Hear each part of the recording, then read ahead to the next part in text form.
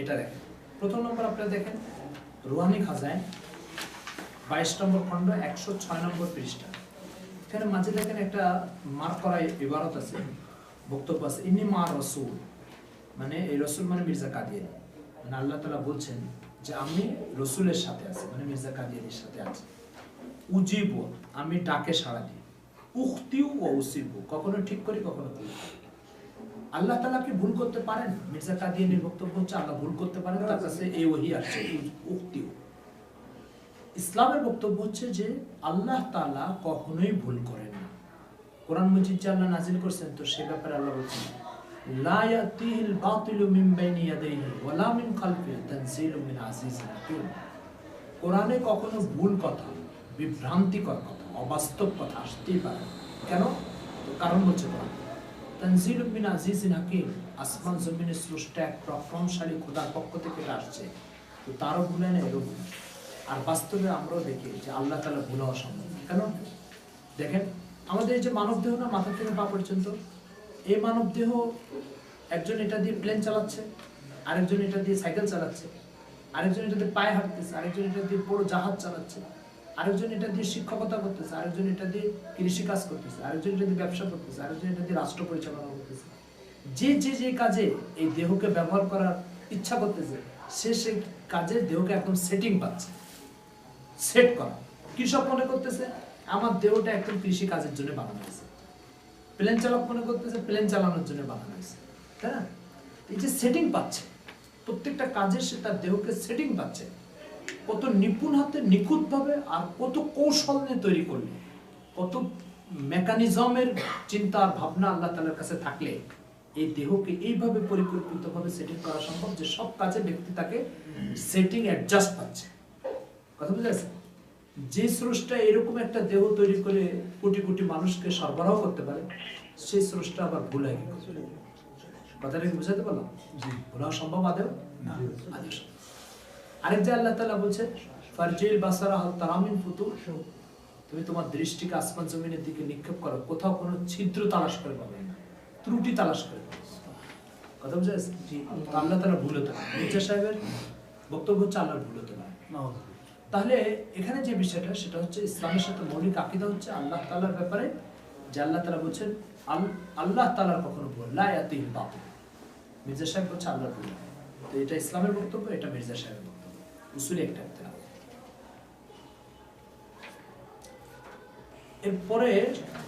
এরপরে পৃষ্ঠা দেখেন 107 নম্বর, মানে এর উল্টা পাতা।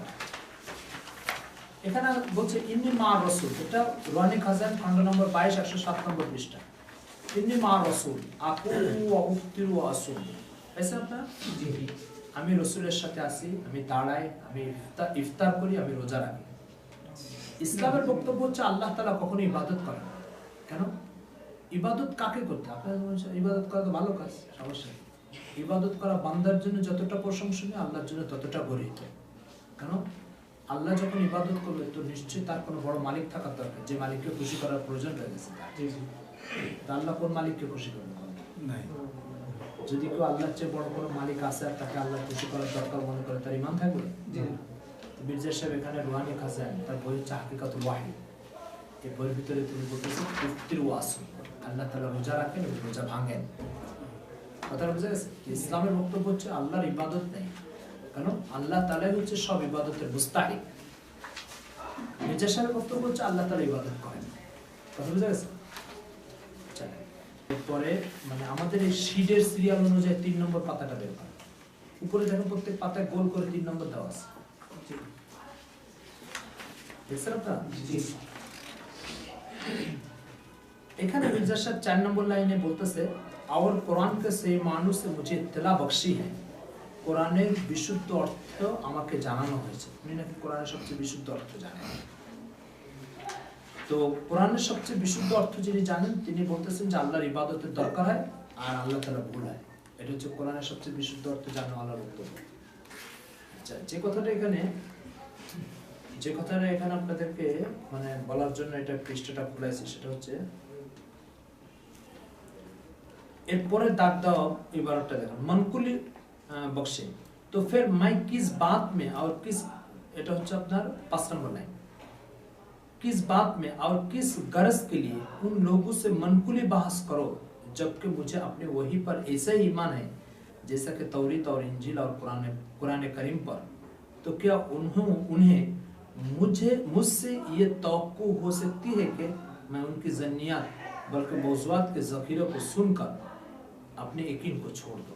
বলতেছে যে আমার কাছে যে ওহী আসে এই ওহীর উপর আমার আস্থা বিশ্বাস কোরআন মজিদের মতো, এই ওহীর উপর আমার বিশ্বাস ইনজিলের মতো, তাওরাতের মতো। এরা যে সমস্ত হাদিস নিয়ে আমার সাথে আলোচনা করতে আসে এই হাদিসগুলো তো আমার ওহীর তুলনায় অনেক দুর্বল। কথা বুঝেছে? এই কথা বলে যেটা সে বলতে যাচ্ছে সেটা হচ্ছে মুহাম্মদ সাল্লাল্লাহু আলাইহি ওয়াসাল্লামের উপরে বর্ণিত ওহীর যে পাঠটা হাদিস নামে স্বীকৃত, ঠিক আছে, সে হাদিস গ্রহণযোগ্যতার প্রশ্নে আমার উপরে নাজিলকৃত ওহীর চেয়ে অনেক দুর্বল। কথাটা কি বুঝতে পারলাম? রুহানি খাজাইন খণ্ড নম্বর 22 অথবা 17, খণ্ড নম্বর 17 445 নম্বর পৃষ্ঠা। এখানে স্পষ্ট সে বলতেছে যে এই সমস্ত লোকের সাথে এই হাদিস এবং মানকুলি মানে আল্লাহ রাসূল থেকে যেটা নকলে আসছে সেটা নিয়ে আমি বাস করবো, অথচ আমার উপরে তো মুস্তাকিল ওহী আসে। রাসূল সাল্লাল্লাহু আলাইহি ওয়াসাল্লাম বলছেন যে রাসূল সাল্লাল্লাহু আলাইহি ওয়াসাল্লাম আসার পরে দুনিয়াতে ওহীর দরজা বন্ধ। যখন ওহীর দরজা বন্ধ তো হুজুরের কোরআন ও সুন্নাহ থেকে মজবুত শক্তিশালী কোনো জিনিস দুনিয়াতে আসার সুযোগ নেই। ইসলামের বক্তব্য হচ্ছে এটা। মির্জা সাহেবের বক্তব্য হচ্ছে যে না, আমার উপরে যে ওহী আসে সেটা তো কোরআন ও ইনজিল তাওরাতের মতো, আর তোমরা যে হাদিস নিয়ে বাস করতে আসছো এটা তো তার চেয়ে দুর্বল। ঠিক আছে? আর যখন তার চেয়ে দুর্বল, তো দুর্বলটা নিয়ে এসে তুমি শক্তিশালী কি মোকাবেলা করবে? এটা একটা উসুলি ইখতিলাফ, এটা একটা মৌলিক মত পার্থক্য ইসলাম ও কাদিয়ানি ধর্মের মধ্যে। সুতরাং একজন কাদিয়ানির কাছে মুহাম্মদ সাল্লাল্লাহু আলাইহি ওয়াসাল্লাম থেকে বর্ণিত ওহী আর মির্জা কাদিয়ানির থেকে বর্ণিত ওহী দুটোর ভিতরে এই বক্তব্য অনুসারে মির্জা কাদিয়ানিরটা শক্তিশালী, মুহাম্মদ সাল্লাল্লাহু আলাইহি ওয়াসাল্লামটা দুর্বল। মৌলিক মত পার্থক্য বোঝা গেছে? আর এটা এমন একটা দরজা খোলা হলো যে দরজা দিয়ে ইসলামের মধ্যে সবকিছু প্রবেশ করানো সম্ভব। বুঝছেন না? কিছু একটা বলে বাস আমার কাছে এই ওহী আসছে, কিছু একটা বলেই এটা ইসলামের অংশ, কেন আমার কাছে ওহী হিসেবে আসছে আর এটার উপরে আস্থা আমার ইনজিলের মতো। বলেন এবার ইসলাম থাকবে? বুঝেন না এই বিষয়টা? আপনি একটা প্যাকেট নিলেন, প্যাকেটটা এবার একজনকে দিয়ে বললেন যাও এই প্যাকেটের মধ্যে যা যা আছে, ঠিক আছে, এটা নিয়ে আমার ওই বন্ধুকে দিয়ে আসো। এবার সে সামনে যায় প্যাকেটটা খুললো, খুলে এবার নিজের পক্ষ থেকে কিছু জিনিস ঢুকান যার ভিতরে অনেক খারাপ জিনিস আছে, আর ভিতরে যে ভালো জিনিসগুলো আছে এগুলো বের করে ফেলবে। এবার প্যাকেটটা সেলাই করে যে বন্ধুকে দিয়ে আসলো। এবার বন্ধু খোলার পরে যে বন্ধু পাঠালো তার সম্পর্কে কেমন ধারণা পোষণ করতে পারে? তো আমার স্রষ্টা আমার জন্য যে দিন পাঠিয়েছে সেই দিনের ভিতরে একজন নতুন করে এক ওহী আসে দাবি করে নতুন কিছু ঢুকালো, আর আল্লাহ যা পাঠিয়েছে সেটা এক এক করে বের করে দিল। কেমন হবে সেই দিন বলেন? আদৌ সেই দিন অনুসরণের দ্বারাই কেউ তার স্রষ্টার নৈকট্য বা তার যে হুকুম সে হক আদায় করার সুযোগ আছে তার জন্য? এই হচ্ছে পার্থক্য। এই জন্য রাসূল সাল্লাল্লাহু আলাইহি ওয়াসাল্লামকে শেষ নবী মনে করা পুরো ইসলামকে হেফাজত করা, আর হুজুরকে শেষ নবী মনে না করা, ঠিক আছে, পুরো ইসলামকে বরবাদ করা। বুঝেছে? যখনই আপনি এই দরজা খুলবেন তখনই অনেক কিছু ঢুকবে, অনেক কিছু বেরিয়ে যাবে। তো এই জন্য খতমে নবুয়তের আকীদা ইসলামের সবচেয়ে শক্তিশালী আকীদা। কেন? এই আকীদা থাকবে ইসলাম অক্ষত থাকবে, এই আকীদা থাকবে না ইসলাম থেকে বের হতে থাকবে, ইসলামের মধ্যে ঢুকতে থাকবে। বিষয়টা কি বুঝতে পারছেন? এই জন্য উলামা ইকরাম এই আকীদাকে সংরক্ষণ করার জন্য এত তৎপরতা দেখিয়েছেন। একটা বিষয় হচ্ছে যে ইসলামে যে খতমে নবুয়তের আকীদা, এই খতমে নবুয়তের আকীদাকে মির্জা কাদিয়ানী ইনকার করে মৌলিকভাবে যে জিনিসটা ঢুকাতে চাইছে এর মধ্যে, সেটা কি জানেন? মৌলিকভাবে ঢুকাতে চেয়েছে মির্জা কাদিয়ানী যে জিনিসটা, সেটা হচ্ছে যে ব্রিটিশের গোলামীকে ইসলামের অংশ বানিয়ে দিয়েছে। কি করেছে বলতো? বলছে যে ইসলামের দুটো অংশ, আল্লাহর আনুগত্য আর ব্রিটিশ সরকারের আনুগত্য। ঠিক আছে? এই কথাটাকে ইসলামের অংশ বানানোর জন্য তাকে ওহী দাবি করা দরকার ছিল, যে আমার কাছে ওহী আসে। ওহী, এবং সে বলেছে ওহী যেহেতু আসে তো ওহীর আলোকে আমি জানতে পেরেছি যে এটা ইসলামের অংশ। তো ব্রিটিশের আনুগত্য ইসলামের অংশ। কথা বুঝে গেছে? আল্লাহর বান্দাকে আল্লাহ থেকে ছুটানোর কত চক্রান্ত।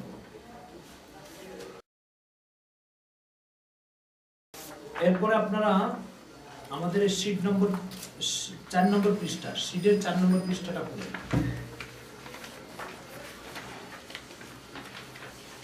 এটা হচ্ছে তাস্কেরা। তাস্কেরার একটা পরিচয় বলি। মির্জা গোলাম মোহাম্মদ কাদিয়ানী রুহানি খাজাইন ছাড়া আরো কিছু কিতাব আছে। তার বয়ানাতগুলো সম্পূর্ণ হয়েছে মানফুজাত নামে একটা কিতাবে 10 খণ্ডে, সেটা ঠিক আছে। আর তার উপরে নাজিলকৃত ওহীগুলোকে মানে তথাকথিত ওহীগুলোকে জমা করা হয়েছে তাস্কেরা নামক একটা কিতাবে। এই নামটা করণের ভিতরে একটা জালিয়াতি করা হয়েছে। সেটা হলো কোরআন মজিদে আল্লাহ তাআলা কোরআন মজিদকে বলেছে ইন্নাহা তাস্কেরা। তো ওই কোরআন থেকে ওই নামটা নিয়ে এসে তার উপরে নাজিলকৃত প্রতারণামূলক এই সমস্ত ওহীকে তাস্কেরা বলা হয়েছে, যা কোরআনের সমকক্ষ বলে দেখানোর চেষ্টা করা হয়েছে। এই তাস্কেরার 519 নম্বর পৃষ্ঠা মির্জা কাদিয়ানী বলতেছে নিচের ইবারতটা দেখেন। 1906 সালের মার্চ মাসে তার কাছে এই ওহী নাজিল হয়েছে। তার তো এবার পেয়েছে নিচে, জি জি, এটা হচ্ছে কোন সালে কোন ওহী নাজিল হয়েছে, কোন মাসে নাজিল হয়েছে, সেই তারিখ অনুযায়ী দেওয়া। 1906 সালের মার্চ মাসে खुदा ताला ने मेरे पर जाहिर किया है कि हर एक शख्स जिसको मेरी दावत पहुंची है, প্রত্যেক कोई व्यक्ति যার কাছে আমার দাওয়াত পৌঁছে और उसने मुझे कबूल नहीं किया, वो मुसलमान नहीं है। কথা বুঝাইছে? যে আমাকে কবুল করে না সে কি না মুসলমান है। और खुदा के नजदीक काबिल मुआखाजा है, আল্লাহর কাছে গ্রেফতার হবে। ইসলামের সাথে কাদিয়ানী ধর্মের মৌলিক আকীদা হচ্ছে লা ইলাহা ইল্লাল্লাহু মুহাম্মাদুর রাসূলুল্লাহ। ঠিক আছে, আল্লাহ ছাড়া আর কোনো মাবুদ নেই, মুহাম্মদ সাল্লাল্লাহু আলাইহি ওয়াসাল্লাম আল্লাহর রাসূল। কেউ যদি এই মৌলিক আকীদাতে বিশ্বাসী হয়, সে কাফির নয়, সে মুসলমান, সে আল্লাহর কাছে কাবিল মুআখাযা নয়। কথা বুঝা গেছে? মির্জা গোলাম মোহাম্মদ কাদিয়ানী সেখানে বলতেছে যে কালিমা তৈয়বাতে যদি কেউ বিশ্বাস করেও তারপরে আবার আমাকে বিশ্বাস করতে হবে। আমাকে যদি বিশ্বাস করে তবেই সে মুসলমান, আমাকে বিশ্বাস না করলে সে কি নয় মুসলমান। কি অর্থ দাঁড়ালো এটা? এটার অর্থ দাঁড়ালো যে কালিমা তৈয়বার অর্থ শেষ। কি অর্থ দাঁড়ালো? কালিমা তৈয়বার অর্থ রইল কোথায়? কথা বুঝা গেছে? এই কথাটা যখন মির্জা কাদিয়ানী লিখতেছে, ঠিক আছে, তখন সমস্যা হচ্ছে না। আশ্চর্য দুঃখের বিষয় হচ্ছে যে কাদিয়ানীদেরকে যখন উলামায়ে কেরাম খতমে নবুয়তের বিশ্বাসকে অস্বীকার করার কারণে কাফির বলে, তখন ওরা ওদের লিফলেটে প্রচার করে যে আমরা মুসলমান। বলে কেন? হচ্ছে আল্লাহ তাআলা কোরআন মাজিদে বলছে ওয়ালা তাকুলু লিমান আলকা ইলাইকুমুস সালাম লাস্তা মুমিনা, যে তোমাদেরকে কেউ যদি সালাম দেয় তো তাকে মুমিন নয়, এই কথা বলো না। ঠিক আছে? তো এবার কাদিয়ানীরা প্রচার করে যে আমরা তো একে অপরকে সালাম দিই, সুতরাং আমরা মুমিন। আমরা কি মুমিন? তো যদি শুধু সালাম দেওয়ার কারণে একজন নিজেকে মুমিন বলে দাবি করতে পারে আর তার জামাতকে মুমিনের জামাত বলে স্বীকৃতি দিতে পারে, কথা বুঝা গেছে, তাহলে আরেকজন সালাম দিয়ে আর ইসলামের বাকি সব করে সেখানে মুমিন হতে পারবে না, সেখানে মির্জা সাহেবের ভাষায় কাফির হয়ে যাবে। তাহলে কি ওই আয়াত শুধু আপনাদের জন্য নাজিল হয়েছে আর মুসলমানদের জন্য নাজিল হয়নি? কথাটা কি বুঝা গেছে? আরেকটা হাদিস পেশ করে মান ইস্তাকবালা কিবলাতানা ওয়া সাল্লা সালাতানা ওয়া আকালা যাবিয়াতানা ফাহুয়া মুমিন, যে আমাদের জবাই খায়, আমাদের কিবলার দিকে ফিরে নামাজ পড়ে, আমাদের মতে নামাজ পড়ে, সে মুমিন।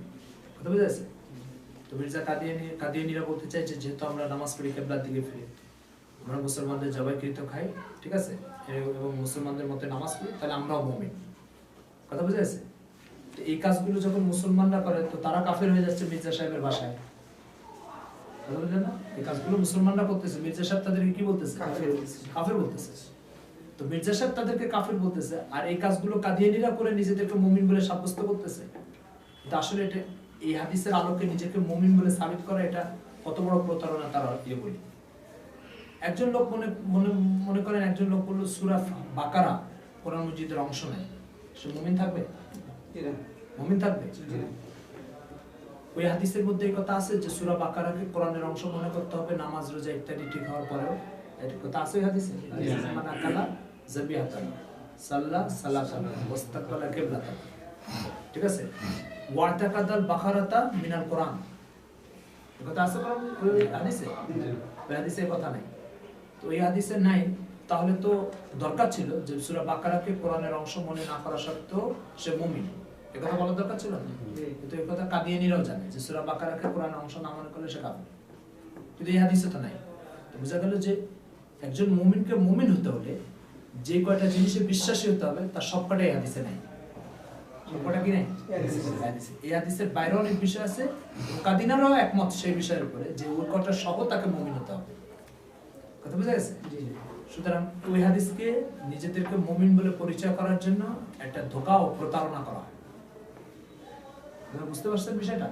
আচ্ছা, আরেকটা বিষয় হচ্ছে যে অলাউ ফারজান যদি এই হাদিসের আলোকে মুমিন হয়, ঠিক আছে, তাহলে আপনাদের বস পৃথিবীর 150 কোটি মুসলমানকে কাফের বলে কিভাবে? যেখানে তো কাফের বলেছে সে মুসলমান না। কথা বুঝেছে? এই তাসকিরার 280 নম্বর পৃষ্ঠায় স্পষ্ট বলেছে সে কাফের, যে আমাকে বিশ্বাস করে। আরেক জায়গায় বলেছে সে বেবিচার মহিলার বাচ্চা, এই কথা বলছে। আমাদের এই লিফলেটে দেখা সেটা আলাদা আছে। কথা বুঝতে পারলাম আপনাদেরকে? মুসলমানদের অকথ্য ভাষায় গালি দিয়েছে, দেখেন একটা শিরোনাম আছে, সেখানে লেখা আছে মুসলমানদের কি কি গালি দিয়েছে, কোন কোন পৃষ্ঠায় দিয়েছে সেটা।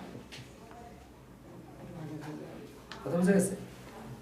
তো একবার এক কাদিয়ানির সাথে আমাদের সাক্ষাৎ হলো, তো সে কাদিয়ানি বলতেছে যে আপনারা তো শুধু ফতোয়া দেন, ফতোয়াবাজি করেন, এই কাফের ও কাফের। আমি বললাম যে কত লোককে কাফের বলেছে, আমরা কতজন লোককে কাফের বলেছি?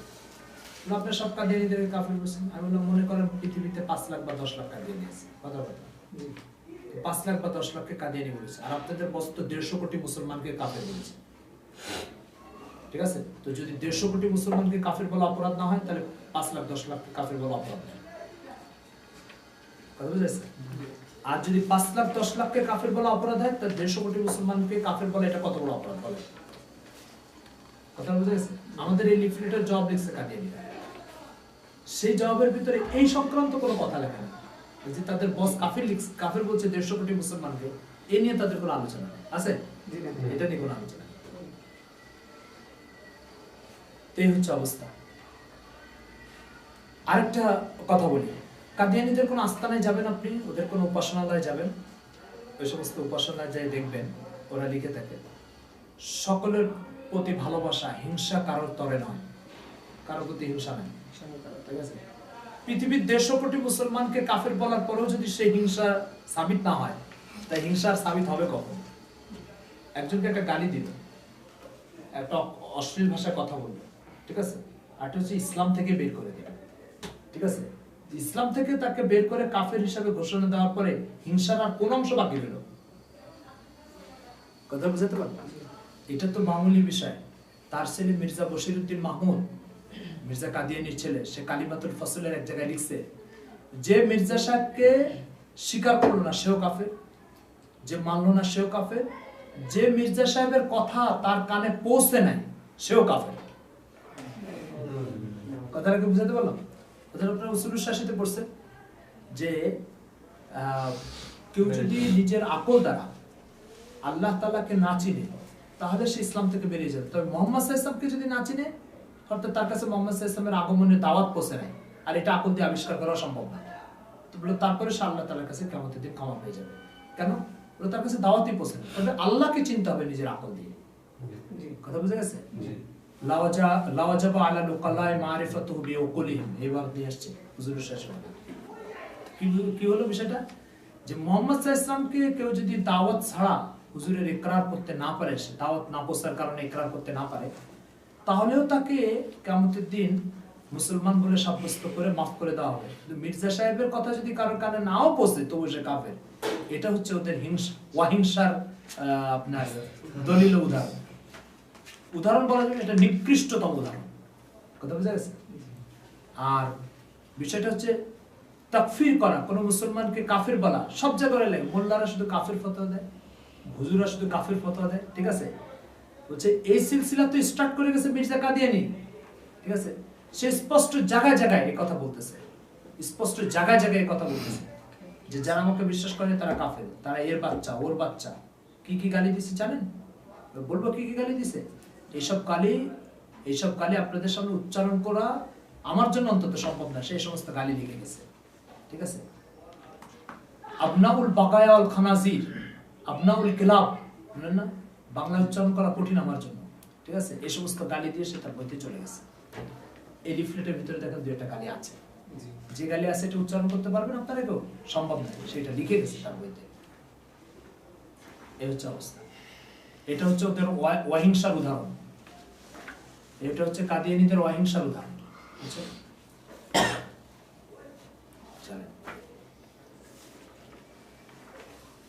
মির্জা কাদিয়ানীর পাণ্ডিত্যের অবস্থা দেখে আপনাদেরকে 23 নম্বর খণ্ড 382 নম্বর পৃষ্ঠা, আমাদের এই শীটের 5 নম্বর পৃষ্ঠা বের করা। রুহানি খাজাইন খণ্ড নম্বর 23 পৃষ্ঠা নম্বর 382। এখানে সে বলতেছে কানা ফিল হিন্দি নবিয়ান আসওয়াদ আল্লাহনি ইসমু কাহিন। পাইছেন আপনারা?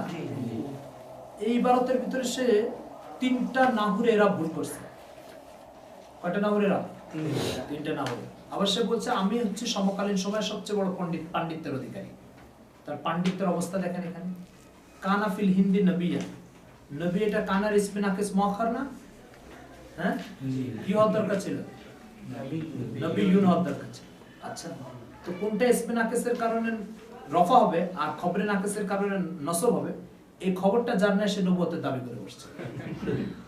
আচ্ছা, আসওয়াদ আল-লাউনি, ঠিক আছে, আসওয়াদ আল-লাউনি সে মনে করছে যে নবিয়ানে যখন নসব হয়েছে তো এটা তার সিফাত, ঠিক আছে, এটাকে ফিকর ভাষায় বলে বিনাউল ফাসিদ আলাল ফাসিদ।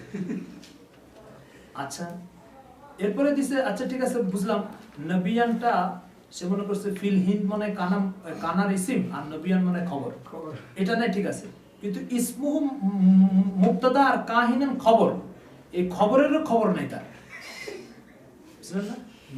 এখানে কাহিনুনকে কাহিনান শব্দ দিয়ে সে তাবির করছে, ঠিক আছে। এটা যেটা আমাদের মাদ্রাসাগুলিতে নাহবে মিলের বাচ্চারা পারে, সেটা নবুয়ত দাবির পরে উনি পারলেন না, বুঝলেন কথা? এটা একটা বিষয়। আচ্ছা, এরপরে দেখেন নিচের যে মক্তুতা ইবারতটা, ও আচ্ছা, এখানে এই যে এই পৃষ্ঠার 4-5 নম্বর লাইনটা দেখেন। এক মর্তবা হযরত সাল্লাল্লাহু আলাইহি ওয়াসাল্লাম से दूसरे मुल्कों के अंबिया के निस्बत सवाल किया गया, হুজুরের কাছে অন্য দেশের নবীদের ব্যাপারে জিজ্ঞাসা করা হয়েছে, তো আপনি यही फरमाया कि हर एक मुल्क में खुदा ताला के नबी गुजरे हैं, প্রত্যেক দেশে আল্লাহ তাআলার পক্ষ থেকে নবী আসছে, প্রত্যেক দেশে আল্লাহ তাআলার পক্ষ থেকে। পুরা যকিরা হাদিসে কোথাও হাদিস নেই, পুরা যকিরা হাদিসে কোথাও এই হাদিস নেই। এর অর্থ হচ্ছে মির্জা সাহেবের একটা বিষয় হচ্ছে যে যখনই ওনার কোনো কথা জেহেনে বা খেয়াল আসতো, সেটাকে আল্লাহ রাসূল বলেছেন কোরআনে পাওয়া যায়, ঠিক আছে। এই দুটো নোংরা রাস্তায়, ঠিক আছে, অর্থাৎ কোরআনের দিকে গলত নিসবত, হুজুরের দিকে গলত নিসবত, এই আজীব ধরনের এক খেয়ানতের মাধ্যমে তাকে প্রত্যেকটা কথা প্রতিষ্ঠিত করতে হবে। কথা বুঝা গেছে? যকিরা হাদিসে কোথাও নেই, কোনো কাদিয়ানির যদি হিম্মত হয় সেটা যকিরা হাদিস থেকে তালাশ করে বের করে দিক, এই সওয়াল রাসূলকে কে করেছে, কোথায় করেছে, কোথায় লেখা আছে এটা। আচ্ছা, এরপরে নিচের দাগটা ইবারতটা দেখেন। आपसे पूछा गया कि क्या ज़बान फारसी में भी कभी खुदा ने कलाम किया है, तो फरमाया हाँ, खुदा का कलाम ज़बान फारसी में भी उतरा है। হুজুর কে এই কথা জিজ্ঞাসা করেছে কোথায় আছে যকিরা হাদিসে, পুরো যকিরা হাদিসের কোথাও এই কথা নেই। কথাটা বুঝাতে পারলাম? এই আরেক জারিয়ে। তো বিষয়টা হলো কি, বিষয়টা হচ্ছে এখান থেকে একটা উসুলি ইখতিলাফ, সেটা হচ্ছে কোরআন রাসূল সাল্লাল্লাহু আলাইহি ওয়াসাল্লামের যত হাদিস হুজুরের নামে যদি চালাতে হয়, তাহলে এটা মাতবু এবং সংকলিত কোনো কিতাবের হাওলা দিয়ে চালাতে হবে। বুখারীতে আছে, মুসলিম আছে, তিরমিজিতে আছে, আবু দাউদে আছে। মির্জা সাহেবের মাযহাব হচ্ছে যে এই ধরনের মাতবু বা মুদ্রিত অথবা কোনো মিউজিয়াম বা জাদুঘরে তার পাণ্ডুলিপি আছে, এরকম কোনো কিতাবে যদি সে হাদিস নাও থাকে, তবুও এই ধরনের আল্লাহ রাসূলের নামে সেটা চালিয়ে দেওয়ার ইজাজত আছে। পৃথিবীতে সাহিত্য ও লিটারেচারের জগতে এটাকে এত বড় একটা প্রতারণা এবং জালিয়াতি মনে করা হয় যে এর চেয়ে কোনো নিকৃষ্ট উদাহরণ সাহিত্যের জগতে আর বের করা সম্ভব হয় না। এরপরে নিচে ফার্সি বা ফার্সি তো হিনাজিল, আল্লাহ তাআলা কোরআন মজিদে একাধিক জায়গায় বলেছেন, ওমা আরসালনা মিন নাবিয়্যিন ইল্লা বিলিসানি কওমি, কোন নবীকে আমি যদি পাঠাই তাহলে কিভাবে পাঠাই? তার নিজের কওমের ভাষা দিয়ে পাঠাই, ঠিক আছে। তো ফার্সি তো হিনাজিল হয়েছে কোন নবীর উপর, সেই নবীর নাম কি, সেই নবী ফার্সি ভাষায় ছিল কিনা, ঠিক আছে, এই সমস্ত কোনো কিছুর ঠিকানা বাদ দিয়ে আন্দাজে বাস ফার্সি ভাষা ওই নাজিল হয়েছে। আবার সেই কথাকে আল্লাহ রাসূলের নিসবতে চালিয়ে দেওয়া নোংরা এবং জালিয়াতির কাজটা মির্জা সাহেব স্পষ্ট এখানে লিখে গেলেন। মির্জা সাহেব বলছে ওনার কাছে নাকি ইংরেজিতে ওই নাজিল, ঠিক আছে, অথচ কোরআন বলতেছে ওমা আরসালনা মিন নাবিয়্যিন ইল্লা বিলিসানি কওম। অবশ্য তিনি তো ইংরেজ কওমের থেকে ছিলেন, সেই হিসাবে ওনার কাছে ইংরেজিতে ওই আশা অসম্ভব কিছু না, কারণ কোরআন মজিদের আয়াত তো বলছে বিলিসানি কওমি, আর উনি তো নিজেদেরকে ইংরেজদের মধ্যে মানে একটা ডাইরেক্ট ইংরেজ, একটা হচ্ছে পরোক্ষভাবে ইংরেজ, ঠিক আছে, ভারতীয় ইংরেজ আর কি। এরপরে দেখেন, এরপরে পৃষ্ঠা দেখেন আমাদের শীটের হচ্ছে শীটের কয় নম্বর পৃষ্ঠাটা? শীটের হচ্ছে 6 নম্বর পৃষ্ঠা, বুঝছেন আপনারা? মানে এর পরের পাতাটা, এটা রুহানি খাজাইনের 23 নম্বর খণ্ড 277 নম্বর পৃষ্ঠা, বুঝছেন? এখানে দেখেন মির্জা সাহেব কি বলছে, কিভাবে এই উম্মতকে বিভ্রান্ত করা হচ্ছে। 299 পৃষ্ঠা। হ্যাঁ, পৃথিবীতে যত বড় বড় কাদিয়ানি দায়ী ইসলাম গ্রহণ করছে, যেমন কিছুদিন আগে জার্মানির এক বড় দায়ী ইসলাম কবুল করছে, তার নাম হচ্ছে শেখ রাহিদ। একে পাকিস্তান থেকে জার্মানি ভাষা শিখায় জার্মানে কাদিয়ানিয়াতের প্রচারের জন্য পাঠানো হয়েছে। 2003 সালে সে ইসলাম কবুল করছে। এই ইসলাম কবুল করে প্রথম সাক্ষাৎকারে যে কথাটা বলছে সেটা হচ্ছে যে সাধারণ শিক্ষিত মানুষ যারা কাদিয়ানি, তারা মির্জা কাদিয়ানি লেখালেখি পড়ে না, যদি পড়তো তাহলে আমার মতো সবাই তওবা করতো। আমি যেদিনই পড়ছি সেদিন আমার হুঁশ ফিরছে, পড়ার আগে ওদের লিখিত আজেবাজে কিতাবপাতি পড়তাম, এই জন্য এই মতাদর্শ সম্পর্কে ধারণা সঠিক ছিল। মির্জার বই পড়ে আমার ভিতরে বমি আসছে। এই জন্য পৃথিবীতে কোনো ইউনিভার্সিটিতে কোনো সহায়ক গ্রন্থ হিসেবে মির্জার লেখা এতগুলো বইয়ের ভিতরে কোনোটা স্বীকৃতি পায় না। কারণ মানুষকে গালিগালা শেখার জন্য এসব বই লিখে রাখে। এই জন্য দেখেন এখানে লিখতেছে, এই যে আপনারা দাগ দেয় 12টা দেখেন, कुछ भी गरज नहीं और आपकी अच्छा तारीख दा लोग जानते हैं, পাইছেন আপনারা? ইতিহাস সম্পর্কে জ্ঞাত ব্যক্তিরা জানে যে आपके घर में 11 लड़के पैदा हुए थे। হুজুরের ঘরে কয়জন সন্তান আসছিল? 11 জন ছেলে, পুত্র ছেলে। লড়কে মানে তো পুত্র ছেলে না? আপনারা জানেন হুজুর সাল্লাল্লাহু আলাইহি ওয়াসাল্লামের কয়টা ছেলে ছিল? 3জন। কাসিম, যার নামে হুজুরের কুনিয়াত হচ্ছে আবুল কাসিম। তাহির, ঠিক আছে, আরেকজন কে? আব্দুল্লাহ না ইব্রাহিম। আমি বলি কাসিম, আব্দুল্লাহ, ইব্রাহিম, এই 3 জন। আর তাহিরা তৈয়ব হচ্ছে আব্দুল্লাহর লকব। তাহিরা তৈয়ব কি? আব্দুল্লাহর লকব। জাদুল মাদে হাফিজ ইবনুল কাইয়িম রাহমাতুল্লাহ আলাইহি হুজুরের আওলাদের উপর একটা বাব নিয়ে আসছে। হুজুরের আওলাদকে কোথায় কিভাবে জন্ম নিয়েছে, ওই বাবের ভিতরে উনি এই কথা লিখছে, হুজুরের ছেলে তুই আব্দুল্লাহ, ইব্রাহিম আর কাসিম, ঠিক আছে? আব্দুল্লাহর লকব হচ্ছে তৈয়ব আর তাহির। ছেলে কয়জন হলো? 3জন। অলফ ফারজান যদি আমরা মেনেও নিই যে তৈয়ব আর তাহির লকব না, তারাও 2 জন সন্তান, তাহলে কয়জন হলো? 5 জন। ইনি কয়জন লিখতেছেন? 11। আবার প্রতি তারিখটা জানতে, মানে ইতিহাসের সম্পর্কে অভিজ্ঞরা জানে এটা। তো একটা জালিয়াতি ও মিথ্যা প্রতারণার কথা ফৌরান মুআররিখিন এবং ঐতিহাসিকদের নামে চালিয়ে দেওয়া হয়েছে। ঠিক এটা এরকমই, যেমন কিছুক্ষণ আগে একটা কথা হুজুরের নামে চালিয়ে দেওয়া হয়েছে, ঠিক এরকম আরেকটা কথা ইতিহাসবিদদের নামে চালিয়ে দেওয়া হয়েছে। এই জালিয়াতিটা এটা মির্জা সাহেবের অভ্যাস ছিল। আবার উনি বলছেন যে আমাকে সবচেয়ে বেশি পাণ্ডিত্য দেওয়া হয়েছে। আবার উনি দাবি করছেন আমি সবসময় আল্লাহর সাথে কথা বলি। আবার উনি বলেছেন আল্লাহ আমাকে কখনো ভুলের উপর স্থায়ী হতে দেন না, ঠিক আছে? তো যে আল্লাহ তাআলার কখনো ভুলের উপর তাকে স্থায়ী হতে দেন না এই দাবি করে, সে আবার হুজুরের 11 সন্তানের দাবি করে কি করে? ঠিক আছে, তো হয় 11 সন্তান সত্য হবে, আর নয়তো তার ওই দাবি মিথ্যা।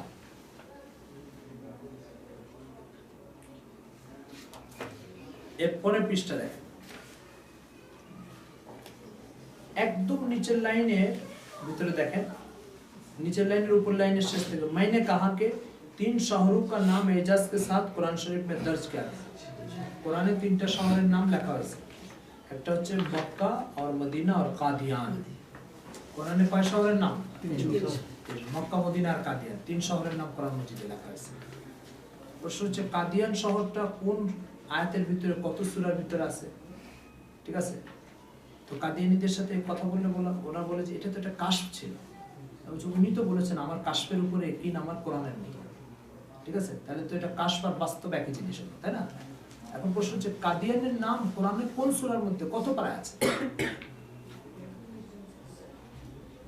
এক কাদিয়ানির সাথে মতিঝিলে একবার আমাদের বৈঠক হয়েছিল, তাকে বললাম তো সে কোনো জবাব দিতে পারলো না। আমি বললাম যে ব্যক্তি কোরআনের নামে এরকম একটা জালিয়াতি করতে পারে সে আবার নবী কি করে? বুঝে গেছে? চলেন এরপরে পৃষ্ঠা দেখেন। এখানে যে উসুল ইখতিলাফটা কাদিয়ানী মির্জা কাদিয়ানীর সাথে ইসলামের, সেটা কি? সেটা হচ্ছে কোরআন মজিদের ভিতরে কোনো সংযোজন বিয়োজন কি সম্ভব? ইসলামের বক্তব্য কোনো সংযোজন বিয়োজন সম্ভব না। মির্জা কাদিয়ানীর বক্তব্য সংযোজন সম্ভব, সে কাদিয়ানকে কোরআনের জুজ মনে করে। আচ্ছা, এরপরে দেখেন 9 নম্বর পৃষ্ঠা, আমাদের শীটের 9 নম্বর পৃষ্ঠা, রুহানি খাজাইন খণ্ড নম্বর 6 380 পৃষ্ঠা। এখানে দেখেন, सो मेरा मजहब जिसको मैं बार बार नीचे दाग दे पर जिसको मैं बार बार जाहिर करता हूँ यही है कि इस्लाम के दो हिस्से हैं। इस्लामेर कौन अंश? दो अंश। एक ये कि खुदा ताला की इताअत करे, दूसरी इस सुल्तानत की আল্লাহর আনুগত্য করবে আর এই বাদশাহ করবে। এটা হচ্ছে ইসলামের দুই অংশ। ঠিক আছে? আল্লাহর আনুগত্য করবে আর ব্রিটিশ সরকারের আনুগত্য করবে। আতিউল্লাহ ওয়া আতিউর রাসূল। তাই না? ব্রিটিশ সরকারের আনুগত্য করার কথা যে ইসলামের অংশ বলে প্রচার করে, সে আবার আল্লাহর পক্ষ থেকে নবী হয় কি করে? জানেন ব্রিটিশরা কি করছে? তো জানেন না। ব্রিটিশরা কি করছে একটা ছোট্ট বিষয় বলি। এই যে নবাব সিরাজউদ্দৌলা আছে না, যখন নবাব সিরাজউদ্দৌলার কাছ থেকে লর্ড ক্লাইভ, ব্রিটিশের যে গভর্নর, সিরাজউদ্দৌলা থেকে এই আপনার মুর্শিদাবাদ এলাকার শাসন ক্ষমতা নিয়ে নিয়েছে। নেওয়ার পরে সিরাজউদ্দৌলাকে জেলখানায় বন্দি করছে।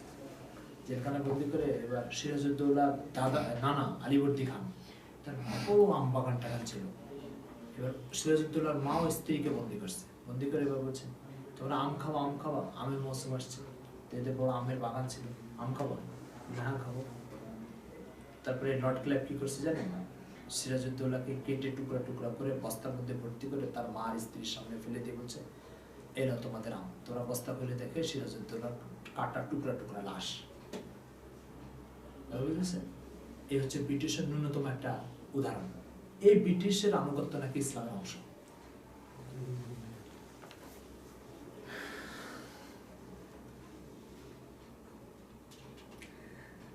সেই সমস্ত গালি টালি দিছে না, এই যে আবনাউল কিলাবি ওয়াল খানাজির যে সমস্ত গালি, সমস্ত গালি সে দিছে ওলামায়ে কেরামকে। আর ব্রিটিশ সম্পর্কে কি বলছে জানেন?